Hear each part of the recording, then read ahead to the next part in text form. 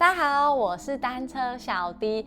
好，告诉你们，就是我们今天单车界发生了一件大事。什么样的大事呢？就是我们的速联 SRAM 在我们芝加哥5月15早上9点发表了它新的 RAID AXS 这个新款的变速器，真的是太羞腾腾了，好不好？那现在小弟人是在哪里？就是人在台中。那现在已经是台湾时间晚上11点38分。那为什么在这边？因为我明天要参加速联的台湾的发表会，那就可以实际上看到，哇塞，那个速联最新版的 RAID AXS 长什么样子。那不过呢，在我还没有看到之前，我就已经先拿到了它一些 paper 的文件，所以我才要录了这一个影片，好告诉大家说，我们到底这个RAID AXS 强在哪边，厉害在哪里？好，那针对这个最新版的 RAID AXS 呢，小弟汇成了4大重点。那第一个呢是什么？就当然就是最重要，就是我们整体的重量。哇塞，它整体的重量，我们 RAID 的 AXS 的套件到底 total 是多重呢？大家现在就是骑单车不是精益求精吗？对，越轻越好。它到底是多重？告诉你们啦，我们 RAID AXS 套件组的总重量是2496克，超轻的。好不好？相较于前一代，我们 RAID AXS 的套件是多少呢？总共你可以省下了153克的重量。你们知道153克的重量，你要少吃多少饭才有办法省掉这个重量吗？对不对？所以重量很重要，好不好？那它整体都已经少了这么多。第二个重点就是我们所谓的 HRD 刹变系统，因为大家都知道我们的变速系统最重要的是什么？就是它的那个刹车。那刹车和变速，所以我们就是刹变系统。好，那这个刹变系统呢，它现在变成了新版的嘛？那新版的它比前一代的产品轻多少？我们都先讲重量。轻了83克，光是刹变系统就占了83克哦。好，那这个刹变系统厉害在哪里？好，你们可以看到图片上面可以看到这颗不是青春痘，是什么东西？叫做我们的 bonus button。这是什么东西？就是我们的快速键我们的快速键。那这2个快速键是要干嘛用呢？你想说干嘛？那要按什么东西？它这个为了就是要搭配它新款的车表 Hammerhead Karoo 应该是这样吧的这个车表，我们就称它叫做卡鲁车表好了。好，不确定是不是正确啊？明天我就会知道是不是正确。好，那这个卡鲁车表呢，就是它最新款的车表嘛。那这2个按键搭配这个车表。据说它就可以直接透过按键去做翻页，而且还可以去监控它整个车的一个系统。那看文字上面是觉得好像很厉害，不过我没有看过实体，所以我有点无法理解，不确定说它怎么样去做所谓的这个监控还有可以监控是可以监控几台车，还是可以监控什么样的数据之类的，那这个可能明天才会知道。不过就可以知道这个车表其实应该是还蛮厉害的哦。那大家想说，哇塞，那这样不是强迫你买变速器加买表吗？对，不是，没有。我跟你讲，就是速联它这个快速键，它上面的这个快速键，它是可以连接 N Plus 的。那可以连接 N Plus， 这有什么好处呢？就像小弟使用的表是我们的 Garmin 的1040，那也就是说我可以用这个1040去连接我的这一个就是快捷键。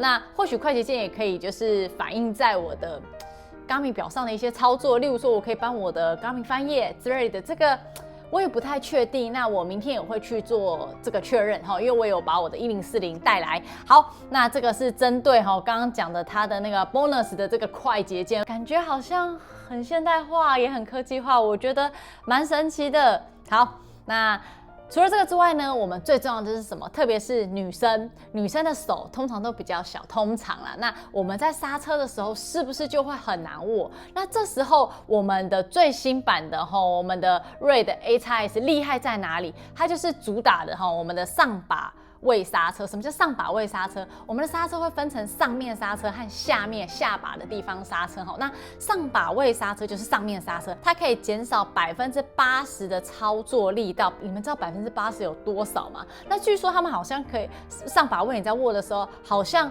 可以只用单手一指，也就是一指你就可以去刹车。我觉得这也太神奇了吧！你只用1只手指头可以刹车吗？我明天就给他刹刹看。讲完了上把位，一定要再讲我们的下把位。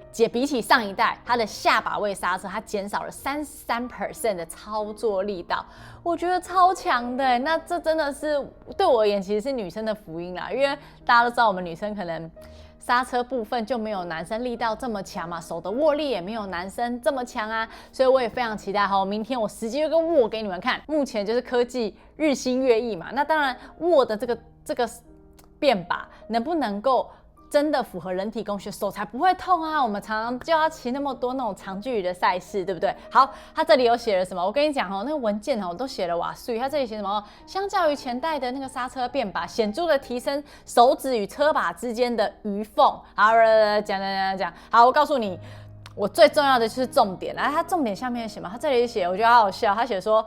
波比，它真的写保庇耶。波比，你永远不用发生刹车，你要扣到夹手指，我不知道你们有没有这种经验，真的会夹到手指或是那个拉杆形成用劲，然后你撞车的这种窘境，它这样写，它就这样大拉写在上面，所以就安全第一，好吗？你就非常的不用担心这件事情。好，那再来第3点呢，就是我们SRAM的 A-X 套件它的刹车卡钳设计有什么变动？你们知道这个变动有多重要吗？好，现在分享一下，就是为什么重要好了。因为我的是碟刹车嘛，那我的那个刹车的那个卡钳，它设计的那个间隙，我不知道你们知不知道，那个间隙就是很小，就是偏小。所以呢，会遇到什么状况？例如说，有时候出去骑一骑，例如说什么塔类啊，一定会那么什么布袋热到爆啊之类的嘛。热的时候它那个是不是我们的碟片？我们的碟片是不是就会开始变形？就会开始有点变形之间，它开始有时候就会常常出现那个蹭碟声，就会出现点异音。那除了这个之外呢，骑行过程会有异音之外，还有什么？就有时候我们要去外县市骑车，我们常常把前后轮会拆掉嘛，毕竟要搬运之类的。那当你再把那个前后轮装上去的时候，问题又来了，就是一样的问题，就是它那个蹭碟声又会出现。所以有时候我们晚上我真的花很多时间，就是在调那个蹭碟声，是不是超麻烦？原因就是它那个间隙不够大。好，那现在这里把它列出来，就是因为它做了一些改善。有什么改善？它针对它的那个刹车卡钳，它那个刹车片它那个刹车片，它的间隙把它加大，这真的是福音啊！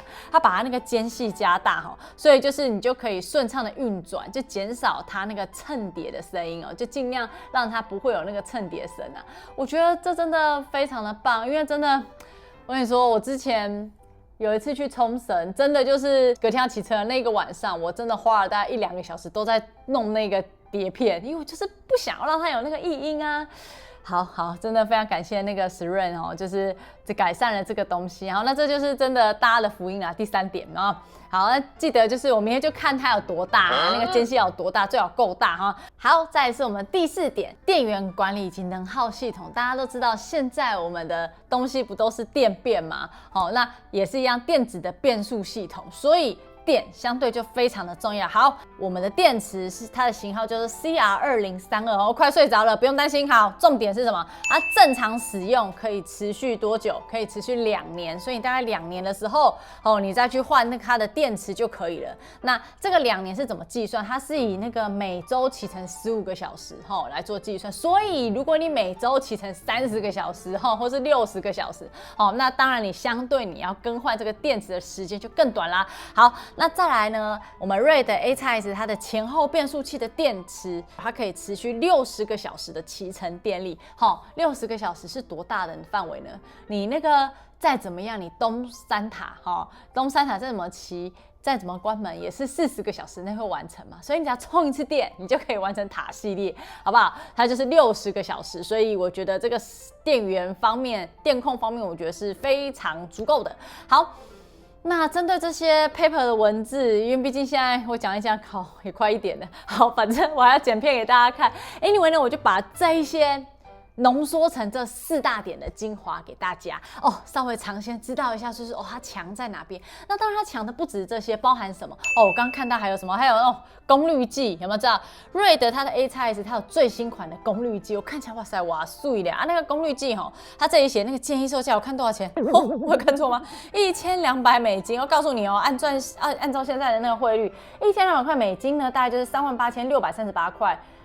的新台币我明天就来看看它有多厉害，好不好？那除了这个之外呢，大家还会担心什么？还会担心说我们的那个瑞的 A-X 有没有出框煞的版本啊？答案是什么？答案是没有，我们没有出框煞的版本所以如果你真的要使用我们 SRAM 瑞的 A-X 最新版的这一个系统，你一定要先去买车，大概这个部分啦。我觉得没关系，反正这些就是新的科技哈，新的变速系统提供给你们参考看看。